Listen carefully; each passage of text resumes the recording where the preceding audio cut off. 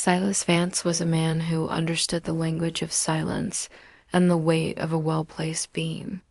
For him, life was a series of measurements, a constant calculation of structural integrity and load-bearing capacity. He'd spent the last decade building houses for people who wanted perfection but rarely understood the cost of a solid foundation. After his wife Isabella left, Silas had narrowed his world down to two things: his 8-year-old daughter Maya and the steady, predictable rhythm of a hammer hitting a nail.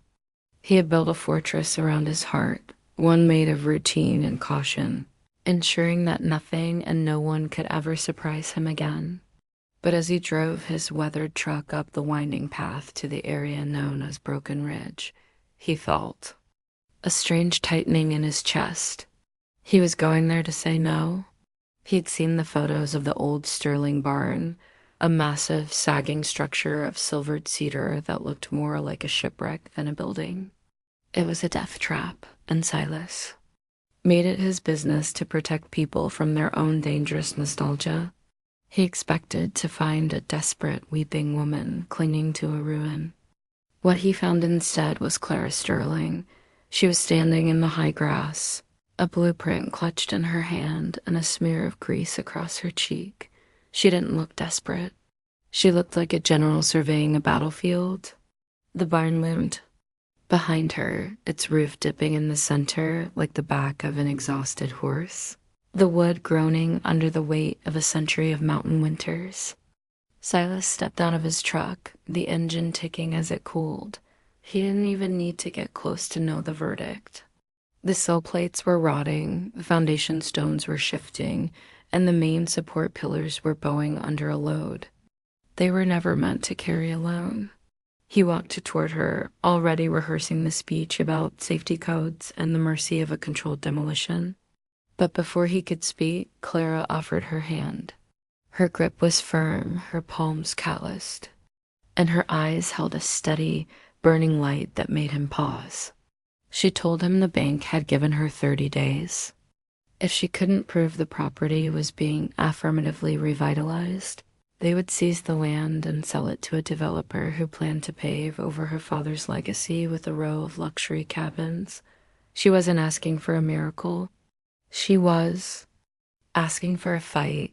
Silas walked a slow circle around the structure, his boots crunching on gravel and dead leaves.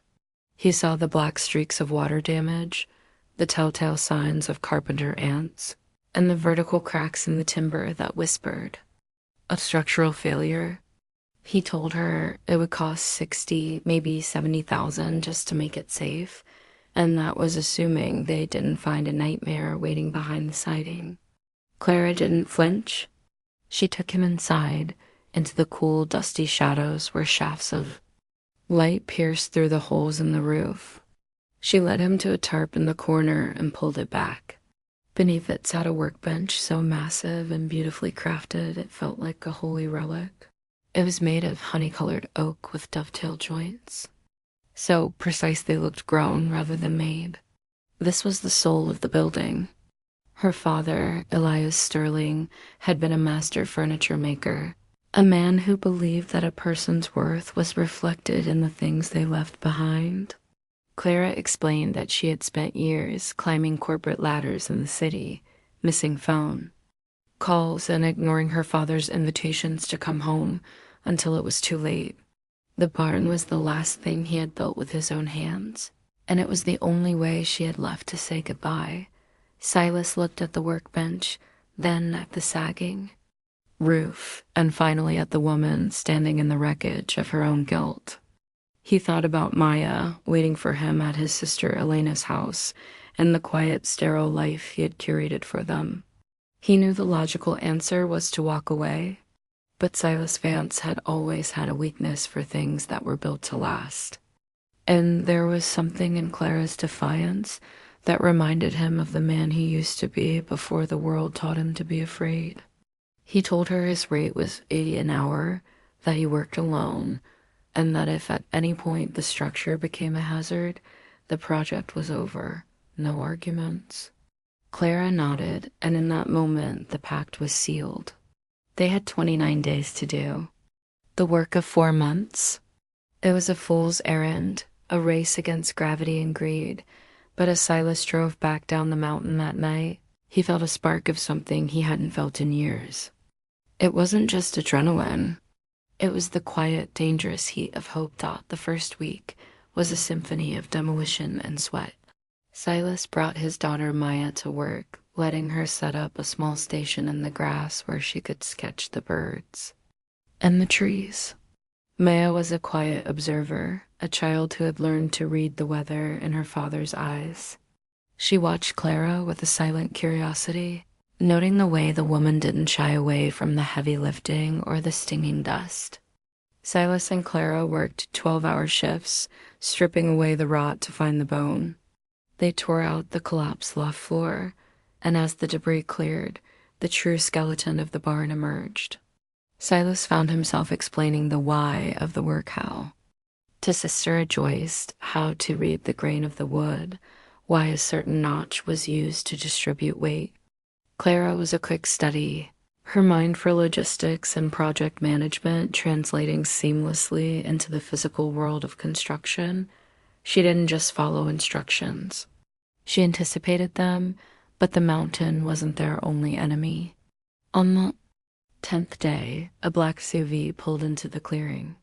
Out stepped Julian Thorne, a developer with a smile that never reached his eyes. He offered Clara a payout that would have solved all her financial problems, a way to walk away with her pockets full and her hands clean. He spoke of inevitability and progress, his tone dripping with a condescending pity that made Silas's blood boil.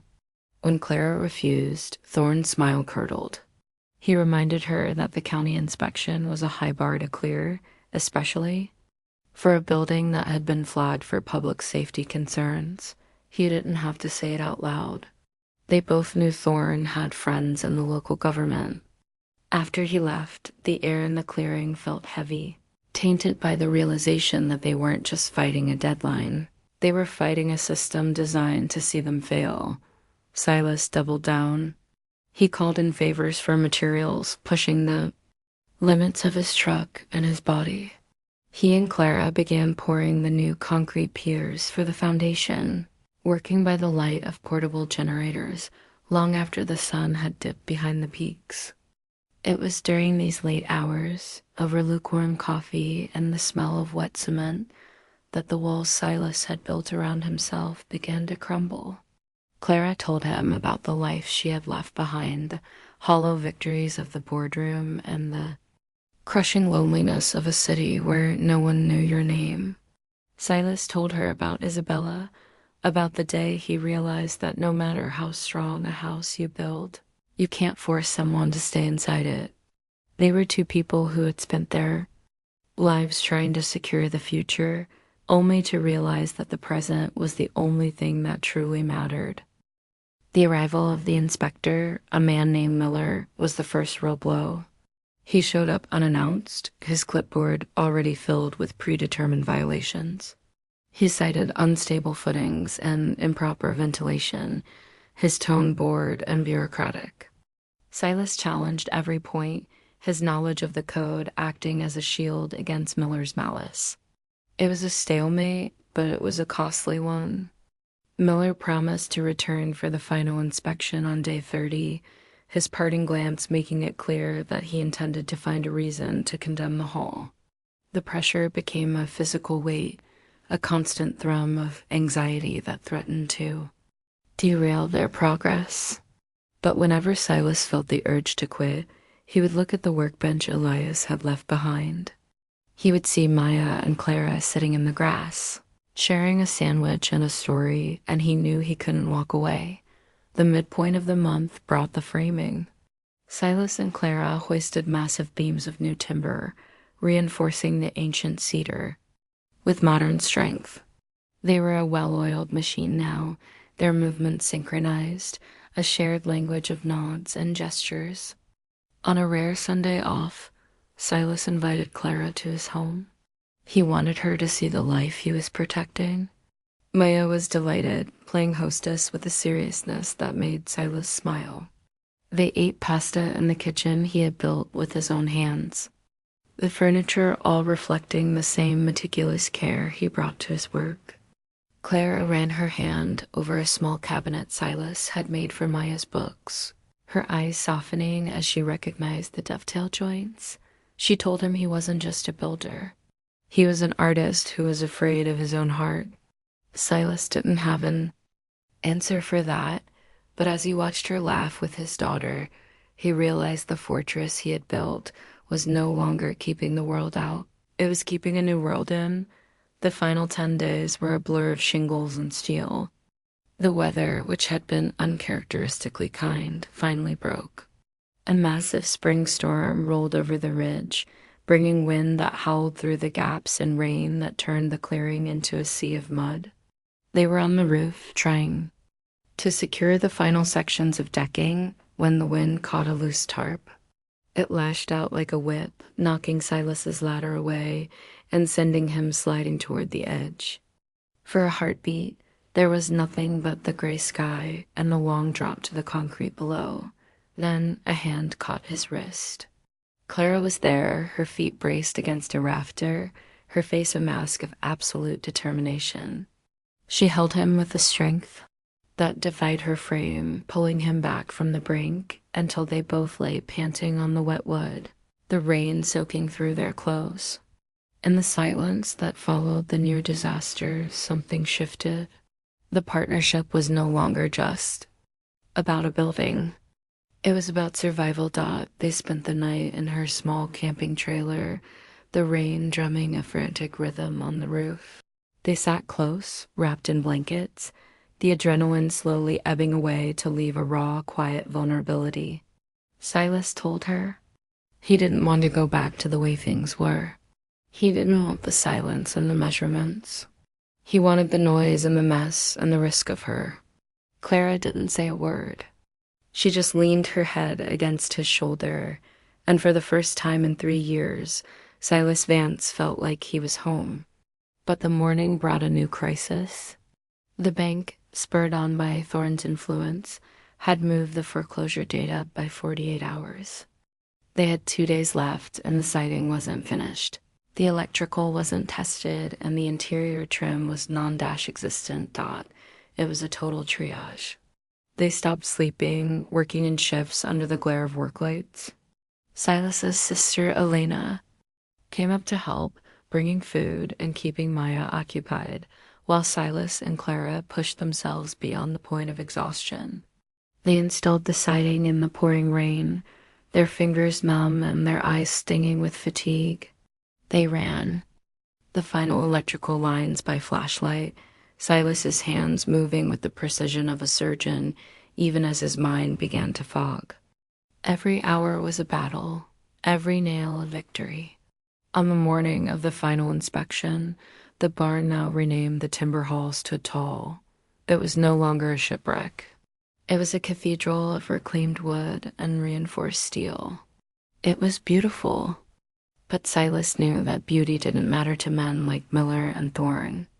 Only the code mattered. Miller arrived at 10 a.m. sharp, followed by Julian Thorne in his black SUV.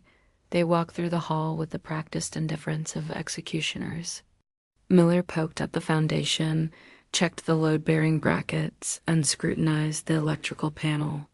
Silas followed him, a folder of documentation and manufacturer specs in his hand, ready to contest every word. The silence in the barn was suffocating, broken only by the scratching of Miller's pen. For 2 hours, the man hunted for a failure, a flaw, a single reason to say no. Thorne stood in the doorway, his arms crossed, his expression smug. Finally, Miller stopped in front of Elias's workbench. He looked at the joints, at the smooth, polished surface, and then he looked at the new structural supports that held the roof above it. He turned to Clara and Silas, his face unreadable. He told them the building was code compliant. Thorne's expression shattered, his composure evaporating as he demanded a second opinion, but Miller ignored him.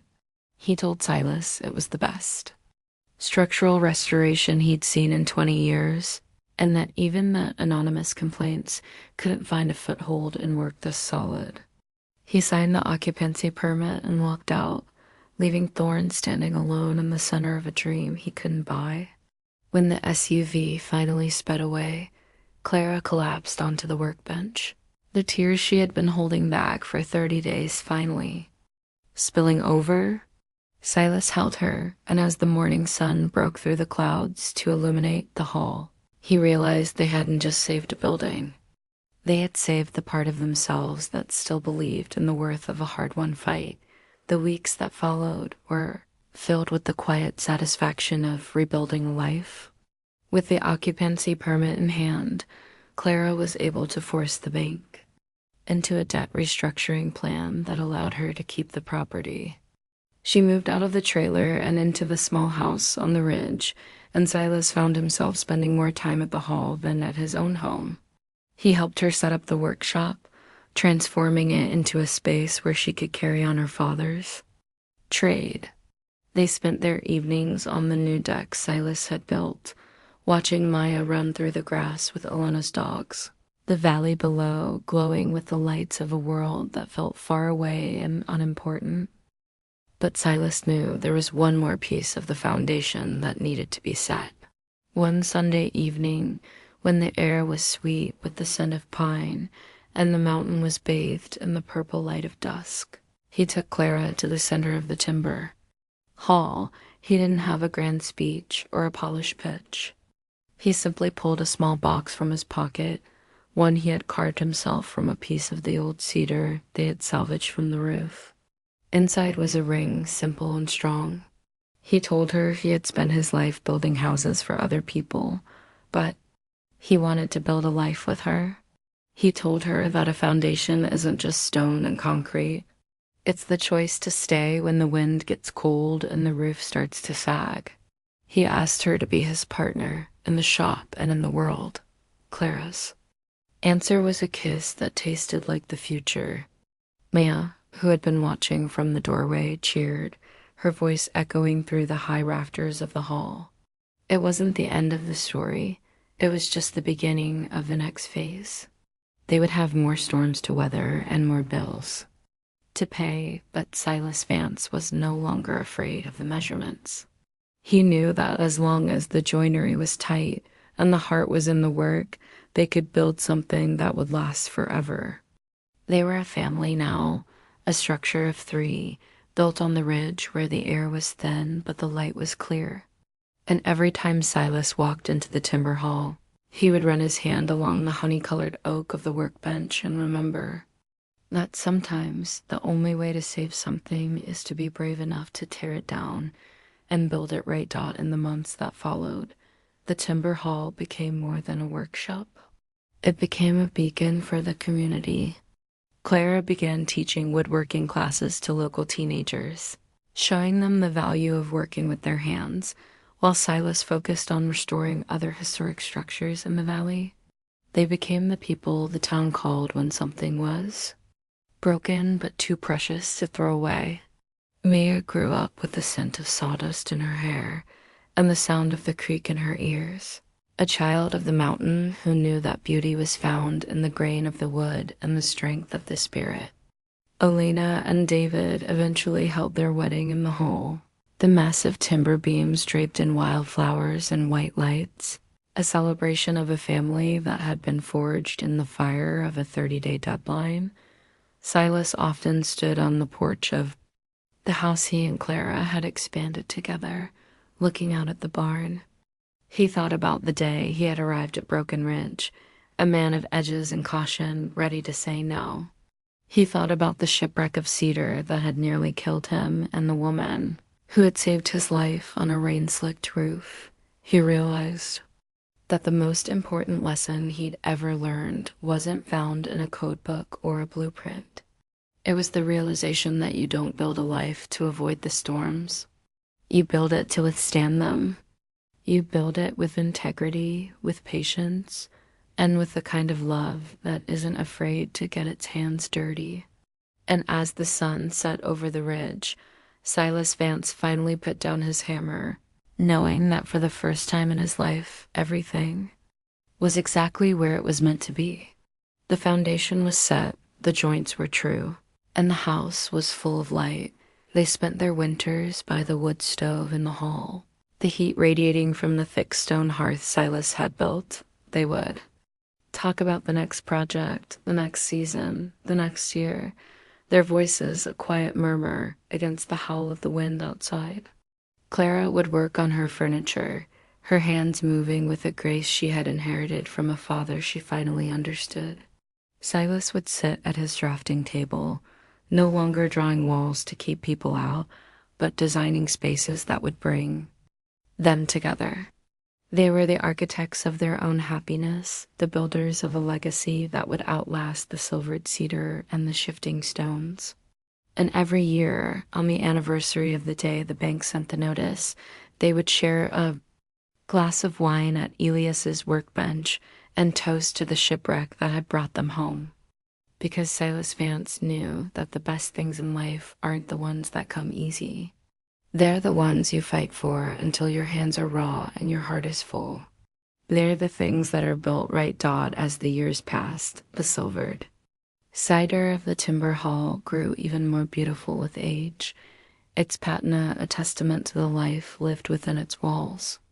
Maya eventually went off to study architecture herself, but she returned every summer to the ridge, her mind full of modern designs and her heart rooted in the ancient timbers of her father's masterpiece. She looked at the world through the same steady eyes as Clara and Silas, a young woman who knew that the most important part of any structure is the soul of the people who built it. Silas and Clara grew gray together, their hands never quite losing the scent of cedar and pine, their love a steady, unyielding force that anchored everyone around them. They were the masters of Broken Ridge, the keepers of the whole, and the proof that even the most broken dream can be made whole again if you have the right tools and the courage to use them in the quiet moments. When the workshop was still and the mountain was draped in moonlight, Silas would walk through the hall alone. He would touch the beams, the siding, the smooth surface of the workbench, and he would feel the presence of everyone who had come before him. He would feel Ilias's ghost in the precision of the joints, and Clara's strength in the reinforced steel. He would realize that he hadn't just built a barn or a house or a business. He had built a sanctuary, a place where the measurements were finally perfect and the edges were finally soft. A place where he could finally put down his tools and simply be. And as he looked out at the lights of his home, he knew that his father would have been proud, that Clara's father would have been satisfied, and that Silas Vance had finally learned the most important measurement of all, the infinite capacity of the human heart to build something beautiful from the wreckage of the past.